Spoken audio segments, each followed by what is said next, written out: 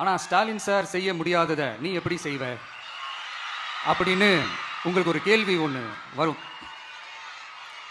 அது சிம்பிளாக ஒன்று சொல்கிறேன். இப்போ தான் ரீசெண்டாக அதை பற்றி நான் முழுமையாக ஒன்று தெரிஞ்சுக்கிட்டேன்.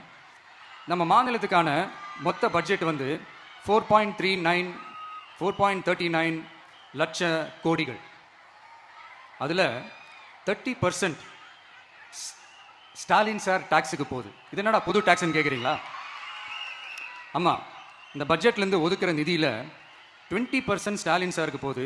அதில் 10% அவங்க மந்திரிங்களுக்கு போகுது. மொத்தமாக 30% ஆச்சா? கவர்மெண்ட்டுக்கு தான் வரி கொடுப்பாங்க. ஆனால் கவர்மெண்ட்டே ஒருத்தவங்களுக்கு வரி கொடுக்குதுன்னா அதுக்கு பேர் ஸ்டாலின் சார் டாக்ஸ் தானே.